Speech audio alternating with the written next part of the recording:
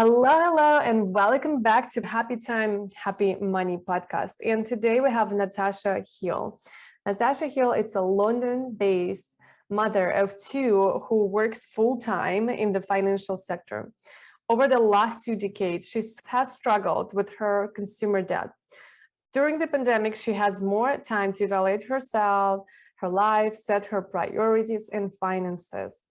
That has enabled her to clear 10,000 worth of consumer debt in just under a year and buy her first property. Hi, and welcome, Natasha.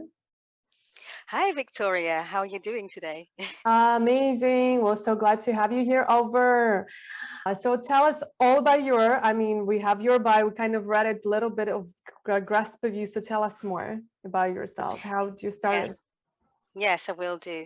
Okay, so as you said, based in London, I'm a single mother of two teenagers actually. My daughter turned 18 and my son 17.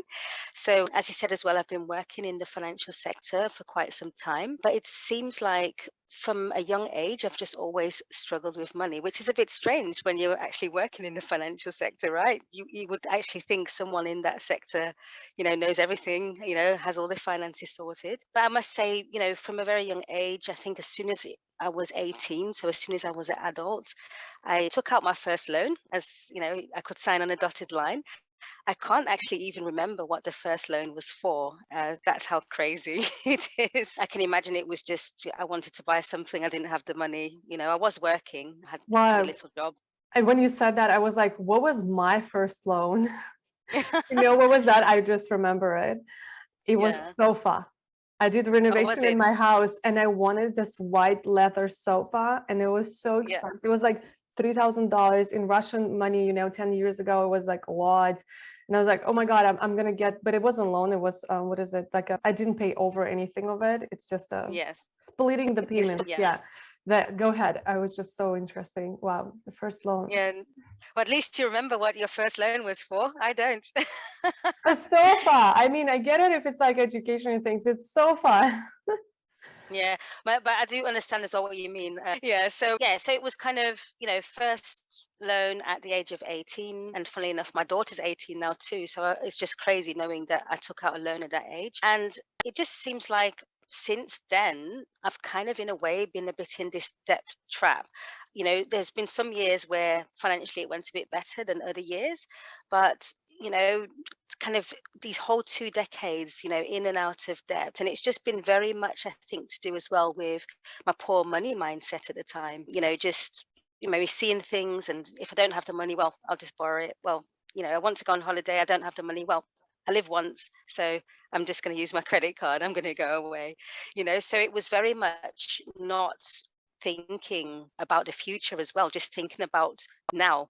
I mean, uh, in some to a certain extent, it's good to live in the now. I mean, there's many books, most probably as to focus on living in the now. But when it comes to your finances, you do have to plan a bit as well. I mean, if you just kind of spend, I wouldn't say my spending was lavish. If you come to my house, you won't see any Gucci belts or, you know, designer bags or anything like that. It's mainly just high street stuff, but just not managing, not budgeting, not having a plan for the money. And, I've just realized that my problem has been that all my life, just not planning, even little things like shopping, grocery shopping, just not having a plan and also not thinking about the future. I mean, in the very beginning, when I was still married, obviously, the kids came along and everything. So that changed things financially as well. And then not much long after, when they were at primary school, became a single mother.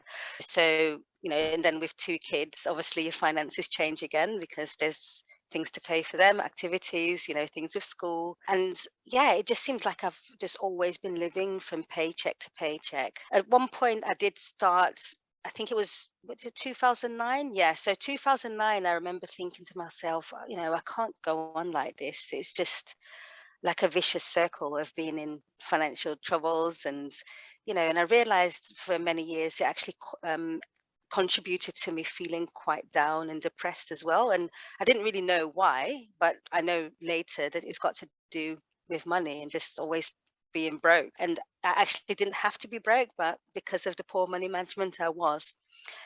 So in 2009, as I said, I did come to that realization. And then in 2010, I did actually get into what we call in the UK an IVA, and stands for individual voluntary arrangement. So it's kind of like a debt management plan where you work with a company. You've got to provide all your income and expenses and everything, and then they work out, okay, they talk to your creditors, and you work out a plan on how you're going to pay the debts back.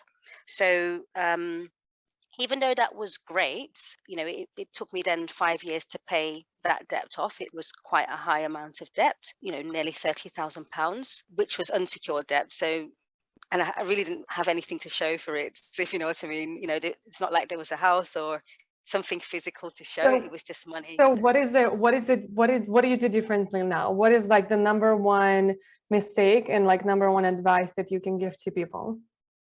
Yeah. So, I mean, when I was in the IVA, as I was saying, it doesn't really teach you how to manage your finances. It just only focuses, on clearing a debt. And now the second time around, just have come to the realization, yes, I need to clear my debt. I think it's because of the change in my mindset when it comes to money, the negative view of, I think, when we grow up, sometimes, parents can say, money doesn't grow on trees. I'm sure a lot of people have heard that, and you feel like money, is scarce. So I think what I've done differently now is I've, taken up a few side hustles alongside my full-time job as well, so generating an extra income to just, clear the debt, instead of just reporting to someone my income and expenses, and then the debt's gone, and before you know it, you're back in debt. It's because of the input I've put into it and the budgeting, side hustles, selling things, on marketplaces. That's definitely something done different, and also a revamp of my finances. So looking at your current subscriptions, are there things that you're paying for that you're not realizing that you're paying for? I'm sure a lot of people have paid for gym memberships and they don't actually, remember that it's still coming out their account, and they don't even go, so revamping my fund, looking at what am I paying for phone contact, what am I paying, the subscription I'm not using. At one point, it even came to the point where I cancelled Amazon Prime. I just thought, I'm just going to look now, what do I need and what do I want, so Got it. So what would everything that was you, in the list of wanting has had to go. awesome, Tasha. So what would you tell your younger self about money, knowing what you know now? Oh, definitely to, save and to invest. That was a big thing. I've come to learn what, compound interest is, and knowing if I did that from the age of 18 instead of taking out a loan, if I would have just started investing from then, the money would have grown so much by now. Looking at what the average returns are in investing, kind of between 8 to 10%. So that's definitely something I would do. I would definitely also budget.